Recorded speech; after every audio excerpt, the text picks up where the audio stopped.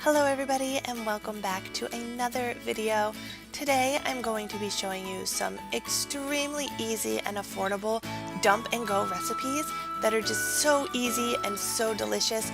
All you have to do is dump everything right into your crock pot and let it sit, and it'll be ready for you when you get back.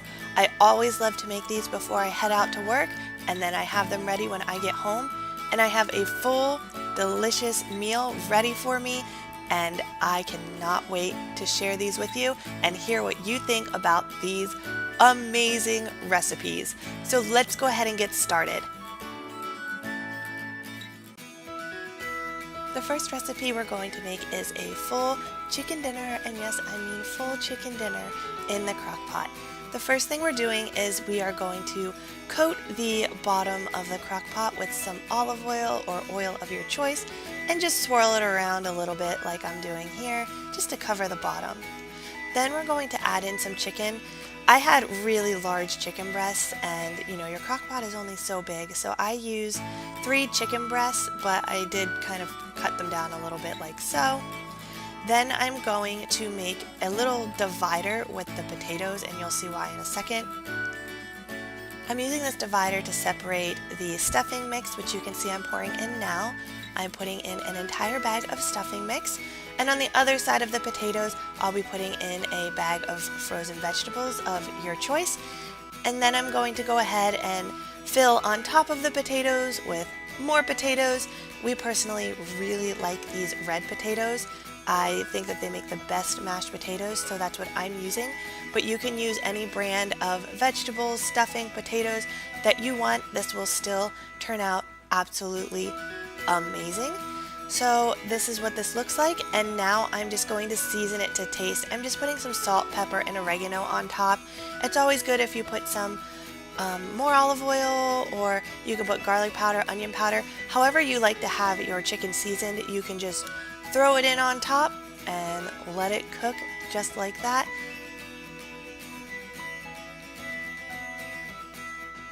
The last step I'm going to take is to put little teeny tiny slices of butter all over the top of my meal. This butter will melt and just soak down into the chicken and the mashed potatoes and the vegetables. It ends up turning out so good, and you can get that buttery flavor out.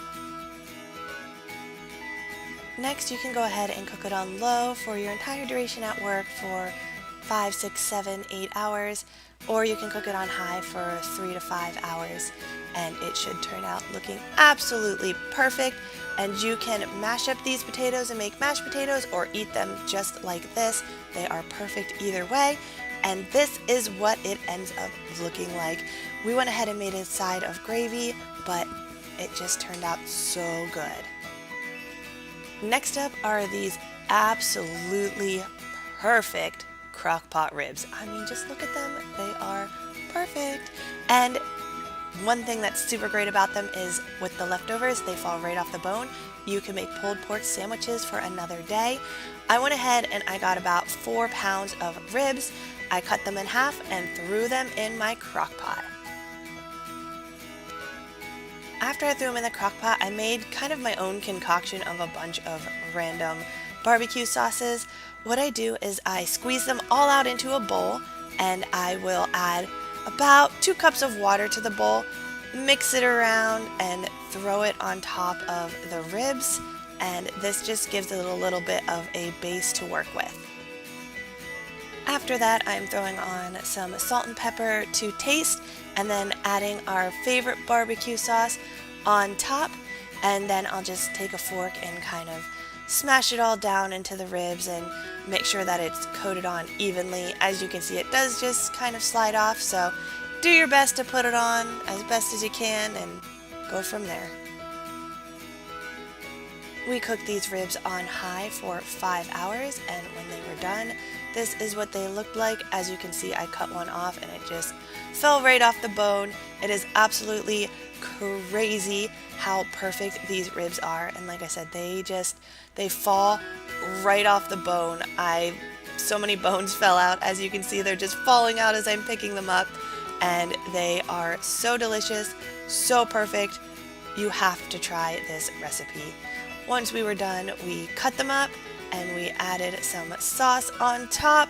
Our favorite barbecue sauce, smoky barbecue sauce. Added it on top and we ate it all up. The rest we shredded and put in the fridge for another day, and we made pulled pork sandwiches. So if you make enough, you can actually get 2 absolutely perfect, delicious meals out of this. I highly, highly, highly recommend trying these ribs. Next up is this delicious taco Mexican style tater tot casserole. Super affordable, super easy, and super delicious.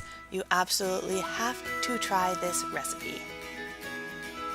The first thing you're going to do is add a bag of tater tots and some black beans on top. You can use pinto if you prefer pinto. Then we're using a pepper and an onion, chopping them up, adding those on top like so. I cut them nice and fine. You don't have to use these if you don't like onions and peppers. It's totally up to you. Then we are adding on some ground beef that I had made previously for a taco night that we had. So these were left over, and I'm only putting it on half because I didn't want the ground beef on my half. We're adding some enchilada sauce and some fajita sauce on top. This just gives it a little bit more seasoning and a little bit more flavor. Like I said, it's totally customizable to you. We're adding mild cheddar. You can add taco cheese or Mexican style cheese, whatever you prefer.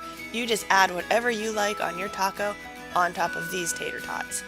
Now we're going to let this cook on high for about 4 hours, and it turns out looking like this. I like to add some crushed up chips on top. It gives it a little bit more of a crunch, kind of like having a hard shell taco on top. Then we're adding tomatoes. I'm adding some lettuce on top.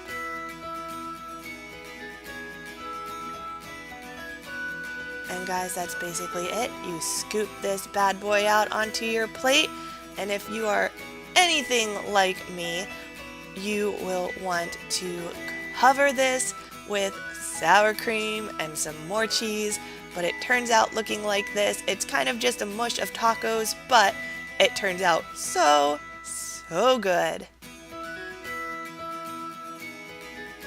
And next up is my 3-way Cajun chicken pasta. Yes, I said 3 ways. There are 3 different ways you can eat this pasta, and it is also so good.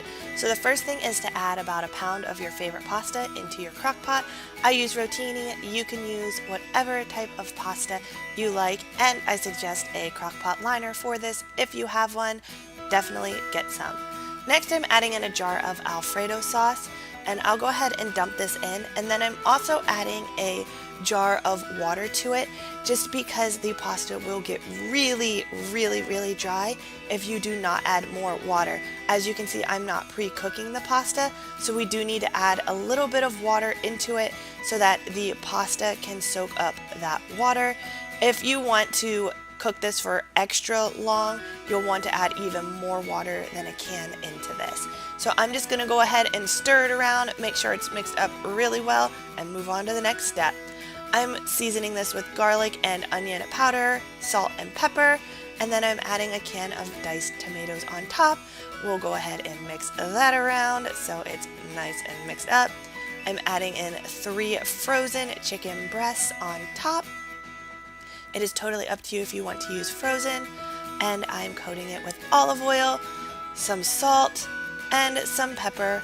I'll add a little bit of chili powder on top, and this Cajun seasoning. I will entirely coat the chicken. So this is what I did. It is spicy, so if you don't like spice, I wouldn't suggest coating it this much, but this is how we chose to do it. Then I'm going to let it sit and cook it on high for a 6-hour time limit, and it will come out amazing. Now, to make this 3 ways, you have a couple of options. One, you can just remove one of the chickens or all of the chicken and have the pasta as a side. You can also have the pasta alone without the chicken, or you can also dice up the chicken, or if you cook it for longer, you can actually shred the chicken and then you'll just add the chicken back into the pasta and mix it around, and now you've got a 100% chicken pasta, and it will look like this. So tasty. And here are the three options again: the chicken pasta, the pasta on its own, and the chicken with a side of pasta. All three are absolutely amazing. Thank you so much for watching my dump and go crockpot recipe video. Please let me know if you're going to try any of these recipes, and if you do try them, come back and let me know how they are. Thank you so much for watching. Don't forget to give this video a big thumbs up, hit that subscribe button that you currently see on your screen, and I will see you guys in the next one.